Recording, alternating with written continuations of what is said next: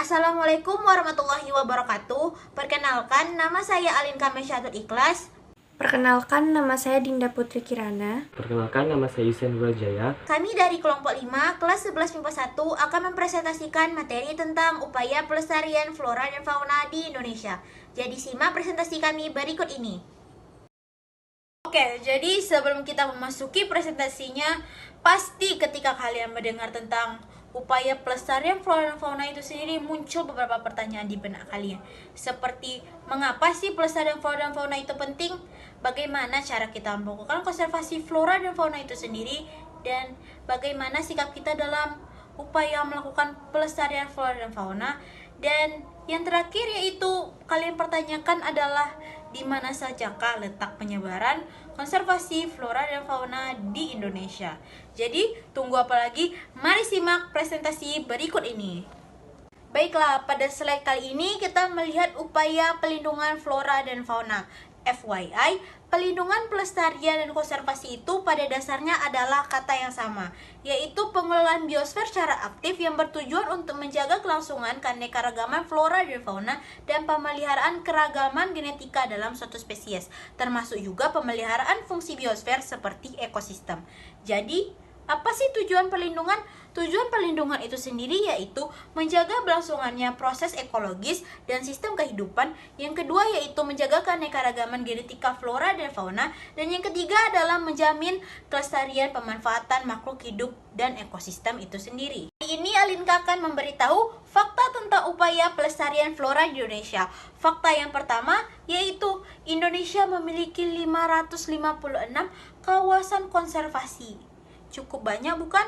Dan dari 556 itu terdiri dari 214 unit kawasan cagar alam, 80 unit kawasan marga satwa, 54 unit kawasan taman nasional, dan 134 kawasan taman wisata alam, 34 unit taman hutan raya, dan 29 unit termasuk dalam kawasan suaka alam atau pelestarian alam. Banyak sekali bukan? Lalu fakta yang berikutnya yaitu keanekaragaman tumbuhan di Indonesia telah mengalami kepunahan, di mana 437 spesies diantaranya telah terancam punah. Bahkan lebih dari 600 spesies dikategorikan terancam punah. Dan ini memposisikan Indonesia sebagai negara prioritas tertinggi untuk konservasi tumbuhan global. Lalu fakta yang ketiga yaitu walaupun hanya meliputi 1,3% daratan di dunia, Indonesia memiliki kontribusi besar terhadap keanekaragaman tumbuhan di dunia, yaitu mencakup sebesar 34% di dunia. Baiklah, kita masuki materi yang pertama yaitu upaya pelestarian flora. Di mana dalam melakukan upaya pelestarian flora ini sangat diperlukan pengembangan strategi yang efektif. Dalam mencapai keefektifan ini harus dilakukan secara komprehensif dan inklusif, baik secara in situ maupun ex situ, dengan cara membangun area-area konservasi baik untuk tanaman yang terancam punah maupun endemik ataupun yang langka. Berdasarkan penjelasan yang telah teman saya sampaikan tadi, ada banyak cara-cara atau upaya-upaya yang dapat kita lakukan untuk melestarikan flora-flora yang ada di Indonesia. Di sini, saya membagi cara-cara tersebut menjadi dua bagian, yaitu area konservasi dan kegiatan konservasi. Area konservasi di sini ada beberapa contohnya. Yang pertama yaitu cagar alam. Cagar alam merupakan kawasan suaka alam yang kondisi alamnya memiliki kekhasan jenis flora tersendiri. Demi menjaga berlangsungnya kehidupan tumbuhan secara alami, perlu adanya upaya perlindungan dan pelestarian melalui cagar alam. Di Indonesia sendiri, ada banyak cagar alam yang telah ada. Contohnya adalah Bukit Kelam di Kalimantan Barat dengan jenis flora khas yaitu kayu meranti, serta Pulau Kadet di Kalimantan Selatan dengan jenis flora khas yaitu hutan mangrove. Yang kedua adalah kebun raya. Kebun raya adalah suatu lahan yang ditanami berbagai jenis tumbuhan yang ditujukan untuk keperluan koleksi, penelitian, dan konservasi ex situ. Selain untuk penelitian, kebun raya juga dapat berfungsi sebagai sarana wisata dan pendidikan bagi para pengunjungnya. Indonesia sendiri ada banyak kebun raya yang telah dibangun. Kebun raya yang paling terkenal di Indonesia adalah Kebun Raya Bogor. Namun, selain Kebun Raya Bogor juga banyak terdapat kebun raya di Indonesia yang lainnya. Contohnya adalah Kebun Raya Samosir di Sumatera Utara dan Kebun Raya Sriwijaya di Sumatera Selatan. Yang selanjutnya adalah Taman Hutan Raya. Taman Hutan Raya adalah kawasan pelestarian alam yang bertujuan untuk koleksi tumbuhan dan atau wisata yang alami atau bukan alami, jenis asli dan atau yang bukan asli, yang dimanfaatkan bagi kepentingan umum, seperti misalnya penelitian, pengetahuan, pendidikan, pariwisata, dan rekreasi. Di Indonesia ada banyak taman hutan raya yang telah ada. Contohnya adalah Bukit Barisan di Sumatera Utara dan Kebun Raya Dr. Andes Muhammad Hatta di Sumatera Barat. Selanjutnya adalah Taman Wisata Alam. Taman wisata alam adalah hutan yang memiliki keindahan alam, baik keindahan flora, fauna, maupun alam itu sendiri yang mempunyai corak khas untuk dimanfaatkan untuk kepentingan rekreasi dan kebudayaan. Di Indonesia, contoh taman wisata alam adalah Taman Wisata Alam Air Hitam yang berlokasi di Bengkulu, dengan flora khas yaitu Rafflesia anordi dan fauna khasnya yaitu penyu. Untuk kegiatan konservasi, di sini ada 4 kegiatan yang akan saya sampaikan yang dapat kita lakukan untuk melestarikan flora-flora yang ada di Indonesia. Yang pertama adalah penetapan spesies prioritas, strategi, dan aksi konservasi. Penetapan spesies prioritas harus dilakukan dan harus terus dikembangkan di Indonesia. Metode ini sebenarnya bukan dirancang untuk menetapkan spesies prioritas, melainkan lebih sebagai salah satu instrumen kepunahan spesies.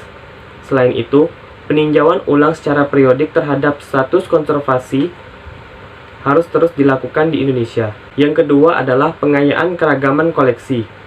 Pengayaan koleksi merupakan strategi penting untuk mengkonservasi tumbuhan langka atau asli di Indonesia.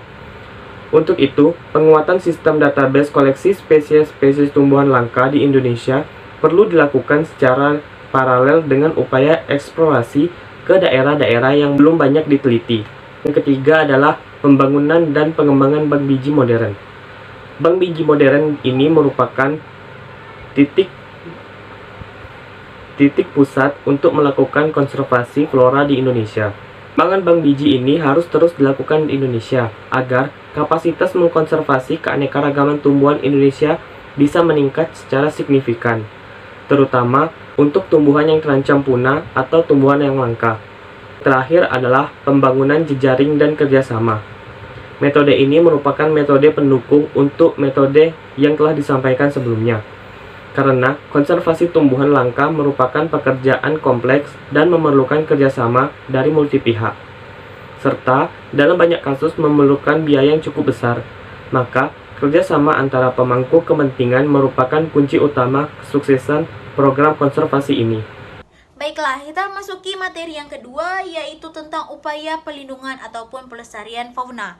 Hal ini dikarenakan pada saat ini banyak sekali satwa-satwa di Indonesia yang hampir terancam punah, baik dikarenakan faktor disengaja maupun tidak disengaja. Oleh karena itu, perlu adanya konservasi terhadap satwa-satwa di Indonesia agar tidak punah. Dari penjelasan teman saya tadi, ada beberapa upaya-upaya konservasi pelestarian fauna di Indonesia yang bisa kita lakukan. Secara garis besar, terdapat 2 macam upaya pelestarian fauna, yaitu pelestarian in situ dan pelestarian ex situ. Kita mulai dari penjelasan pelestarian in situ. Pelestarian in situ adalah pelestarian di tempat hidup habitat asli fauna tersebut. Pada pelestarian in situ, fauna dilestarikan dengan cara menjaga habitat tinggalnya. Misalnya pelestarian kadal terbesar, yaitu komodo. Tempat tinggal komodo yaitu di Pulau Komodo yang dibuat sebagai taman nasional yang dilindungi. Bentuk pelestarian in situ adalah dengan mendirikan cagar alam taman nasional dan suaka marga satwa.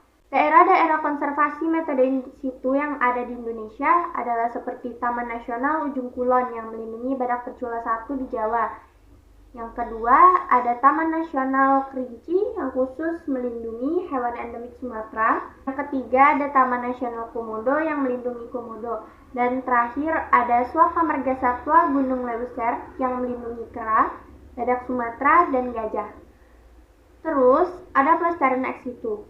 Nah, pelestarian X itu adalah pelestarian yang dilakukan dengan cara mengambil fauna dari wilayah aslinya dengan tujuan melakukan konservasi, perlindungan, serta perkembangbiakan. Metode ini juga dilakukan saat ekosistem tempat fauna tersebut tinggal telah hancur total atau rusak. Bentuk pelestarian X itu adalah dengan mendirikan kebun binatang dan taman safari.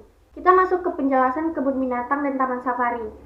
Kebun binatang merupakan salah satu bentuk pelestarian dengan memakai lingkungan alam buatan yang terpisah-pisah pada setiap jenis spesies. Tiap spesies akan berada di dalam kandang yang terpisah dengan spesies lain.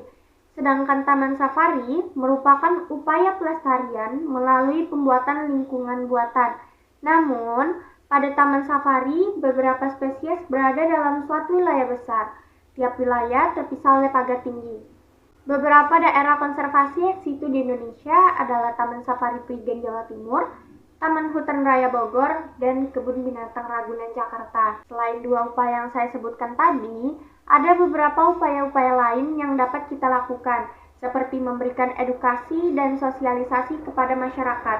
Banyak masyarakat yang tidak tahu jenis satwa apa saja yang dilindungi oleh pemerintah. Sesuai dengan ketentuan pasal 5 ayat 1 Peraturan Pemerintah Nomor 7 Tahun 1999 tentang pengawetan jenis tumbuhan dan satwa.